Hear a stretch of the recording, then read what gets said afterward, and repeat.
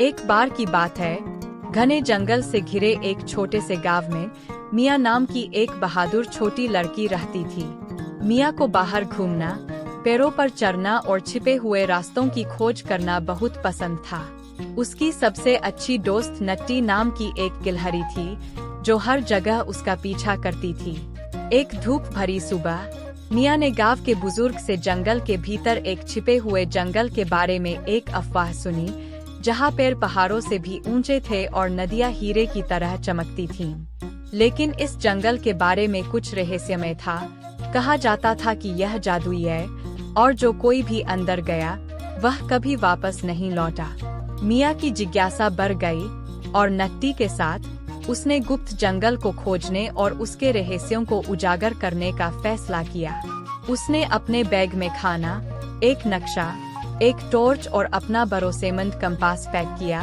फिर अपने साहसिक कार्य पर निकल पड़ी। यात्रा लंबी और कठिन थी।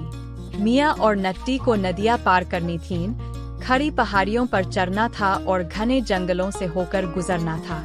जैसे ही सूरज ढलने लगा, वे जंगल के एक अंधेरे हिस्से में पहुंच गए, जिसे उन्होंने पहले कभी नहीं देखा था। पेड़ इतने ऊंचे थे कि वे आसमान को छू रहे थे और हवा में देवदार की खुशबू और शहद जैसी कुछ मीठी खुशबू थी। मिया का दिल उत्साह और थोड़े डर से धड़क रहा था। यह गुप्त जंगल होगा, उसने नट्टी से फुसफुसाते हुए कहा। अचानक घना कोहरा छा गया, जिससे देखना मुश्किल हो गया। मिया ने अपना कंपास पकड़ लिया, लेकिन सुई बेतहाशा घूम रही थी, मानो वह भ्रमित हो। नट्टी घबरा कर चीखी और मिया को एहसास हुआ कि वे खो गए हैं। लेकिन मिया आसानी से हार मानने वालों में से नहीं थी। हम यह कर सकते हैं, नट्टी, उसने दृढ़ निश्चय के साथ कहा। उसे बुजुर्ग के शब्द याद आ गए। जंगल में अपना रास्ता खोजने का रहस्य पैरों की फुसफुसाहट को सुनना है। मिया स्थिर खड़ी रही, अपनी आंखें बंद कीं और ध्यान से सुनने लगी।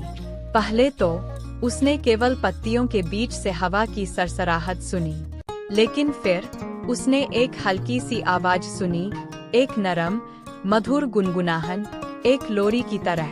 मिया ने आवाज का अनुसरण किया और नट्टी को धुंध भरे जंगल में ले गई। घंटों लगने के बाद कोहरा छंटने लगा और वे खुद को एक खूबसूरत समाशोधन में पाते हैं। पेड़ वाकई पहाड़ों से भी ऊंचे थे और समाशोधन के बीच में एक क्रिस्टल क्लियर नदी थी, जो चांदनी में चमक रही थी। लेकिन जगह की खूबसूरती ही वह नहीं थी जिसने मिया का ध्यान खींचा।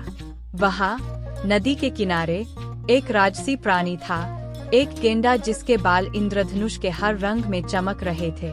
गेंडा मिया के पास आया और वह उसकी कोमल, जादुई उपस्थिति को महसूस कर सकती थी।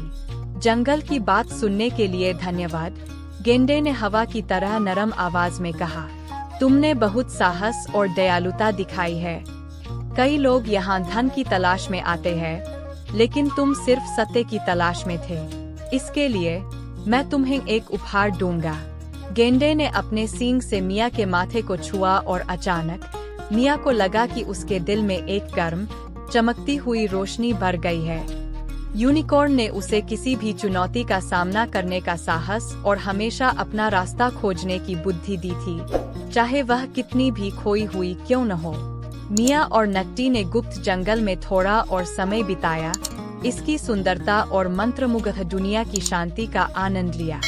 जब वे जाने के लिए तैयार थे, तो यूनिकॉर्न ने उन्हें एक रास्ता दिखाया जो सीधे उनके गांव की ओर जाता था। जब वे वापस लौटे, तो गांव के लोग मिया और नट्टी को सुरक्षित और स्वस्थ देखकर आश्चर्यचकित थे। मिया ने उन्हें गुप्त जंगल और दयालु यूनिकॉर्न की कहानी सुनाई।